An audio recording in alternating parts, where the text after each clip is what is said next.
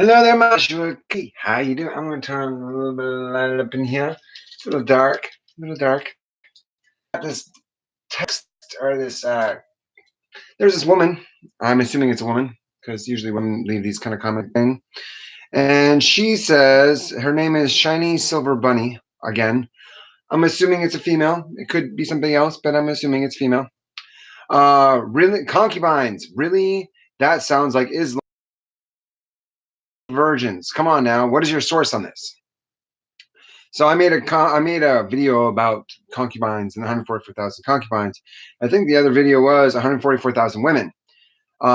So I'm going to label this one concubines and go into far more detail about them, so that way you can understand exactly what I'm talking about. So it talks about in the end times. Okay, so first off, let's talk about what are the commandments to women. The first commandments to women, and we'll find that in Genesis. And that's going to be in 3:16. In Genesis 3:16, it says, "And unto the woman he said, I will greatly multiply thy sorrow at conception." So conceive, you must conceive children. "In thy sorrow shalt thou bring forth children." So you're supposed to, childbirth is supposed to be painful. "And thy desire shall be to thy husband, and he shall rule over thee." Those are three commandments God gave to women. So greatly multiply your sorrow and thy conception. Greatly multiply thy sorrow and thy conception. "And in thy sorrow shalt thou bring forth children, and the desire of your shall be to your husband, and he shall rule over thee." These are the three commandments given to women right off the bat.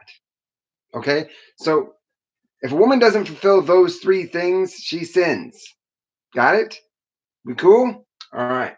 So now that we've started the beginning, let's go all the way to the end. All right, let's fulfill these gaps here. So we're going to go into Isaiah 4. Isaiah 4, and it says in Isaiah 4, if I can find it real quick. Isaiah. Where the heck is Isaiah? I did not go far enough. Isaiah, Jeremiah? Is that how it works? Yep. Isaiah 4. And Isaiah 4, it says, "And in that day," so this is after the great tribulation. There's tribulation, and the children shall be your oppressors, and women shall rule over men. And in that day 7 women shall take hold of one man, saying, "We will eat of our own bread and wear our own apparel. Let us only be called by thy name to take away our reproach." What reproach is this? What is their sin that they're trying to get forgiven for? It's the fact that they were not seeking to be conceived. They were not, when they were conceiving, they were not travailing in sorrow, and they would not submit to a husband. They would not allow him to rule over them. So these are the things. So what women were doing was they're like, "Listen, we will eat of our own bread and wear our own apparel. We need a husband and we need a father for our children in order for us to avoid sin. Please, please, please, let us be your wives. Let us be your concubines." Because this is not a wife. A wife is taken care of. A wife has her husband take care of her food and her shelter. But these women are saying, you can take care of, you don't even need to worry about food and shelter, which lowers them. They're no longer as wives, they are now as concubines. Okay, "And in that day 7 women shall take hold of one man, saying, Let us eat of our own bread and wear our own apparel. Just let us be called by thy name to take away our sin." All right, so that is going back to what God had said about Eve. These are the 3 things you must do. And now these women are trying to have their sin be forgiven because they were not adhering to what was said in Genesis. Okay, they're avoiding it. They're like, "Oh, please don't let this happen to us." Okay, so now let us go into Revelations 14. So now we're getting into the 144,000 issue. Okay, in Revelations 14, it says, if I can get to Revelations. Oh, it's at the end of the book. Why didn't I think of that? Oh, anyway. Revelations 14 states, if I can find it. All right. And Revelations 14:4, and it states, and they sung a new song as before the throne and before the 4 beasts and the elders, and no man could learn the song but the 144,000 which were redeemed from the earth. Okay, 144,000 which were redeemed from the earth. And they, the 144,000,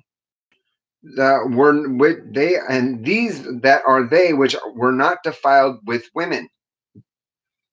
for they are virgins. These are they which follow the Lamb whithersoever he goeth. These were redeemed from among men, being the firstfruits of unto God, unto the Lamb. And in their mouth was found no guile, and they were without fault before the throne of God. Who are these people? All right, who are these people? Well, it goes into detail. Okay, so there's 144,000 men that are not defiled by women, right? Well, if we go into Matthew 22, it goes into greater detail about it. So we go into Matthew 22. So there's 144,000 men that are not defiled by women. And if we go to Matthew 22, it tells us about it. Matthew 22, verse 28, it says, okay, so the Pharisees are coming up to Jesus Christ, and they're like talking about how this woman has a husband, and he dies before she can have his child, and then he takes another husband, and he dies before she can have his child, and so on and so forth. It's like, who's in the resurrection, whose wife shall she be? And Jesus answered and said unto him, you do err, not knowing the scriptures, nor the power of God. For in the resurrection, those seven men that you are referencing, those seven men will neither marry, nor are they given in marriage, but are as angels of God in heaven. Okay, so those seven men are as angels, right? Now he's only referencing the men, those seven men, because they're asking which of these seven men will have her as a wife. And he's like, don't you know the scriptures? They will not. And it talks about the defiled. The men are not defiled by women. It doesn't say anything about the women being defiled, because women, according to Genesis, need to have a husband. They need to have a husband in order to be righteous. According to Isaiah, in order to get rid of their sin, they need to have a husband. Okay, they're trying to get a husband so they can get rid of their sin. Here it talks about the Jews. They are not defiled by women. There's 144,000 of them. They're not defiled by women. So, and we know this because of Revelations. So I'm assuming that there were righteous women that were a part of that 144,000. And of course, there has to be, right? There's so many righteous women throughout the Old Testament, like Sarah and Naomi and there's a whole bunch. I can't think of any right now, but they escape me. But there's a bunch. Deborah. It's not coming to me, but there's a lot. I can't think of them right now.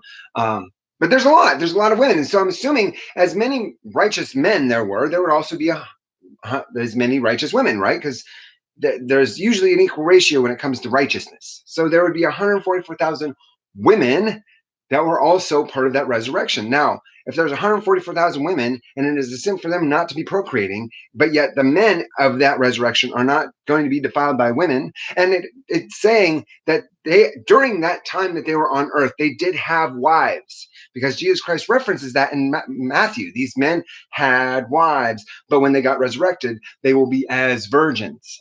See? So in the resurrection, they will not be defiled by women, but the women will have to take husbands. So before this happens, there's going to be the resurrection of the kings, which will have wives that are also of their resurrection. There will be priests, which will also have wives of their resurrection. So they will be of equal status. The kings will have women that will be their queens. The priests will have wives that will be their priestesses. And then the 144,000 will be as slaves or as eunuchs to Christ. But then the equivalent of that would be concubines. So the equivalent of a eunuch would be a concubine. That's the parallel translation of gender according to that status. So the concubines would then be serving, I suppose, the kings. They would be the ones that would be given to procreate for procreative purposes. Anyway, I know this is not a popular opinion, and I'm not trying to gain, a lot of, I don't want people to, I'm not trying to gain followers. I'm obviously not trying to tell you what you want to hear, but I do have biblical support for what I'm talking about. And remember, this is not just this is what it says. And now nobody else is looking for this because they don't want to find it, right? But it says it. It's talking about it. And you asked me specifically if I had any biblical support for this. That's my biblical support. I'm sorry if you don't like it. If it offends you, tough. I don't know what to tell you at the point, because that's just how it is. Anyway, I love God because I love virtue, justice, and salvation. You guys have a great day. I hope these 144,000 concubines have made you happy or whatever. You have a great day. Yeah. Peace, love, and groovy. Saturdays, 10 o'clock Pacific Standard Time. We have the live stream. Be there or be square. You have a great day. Bye bye.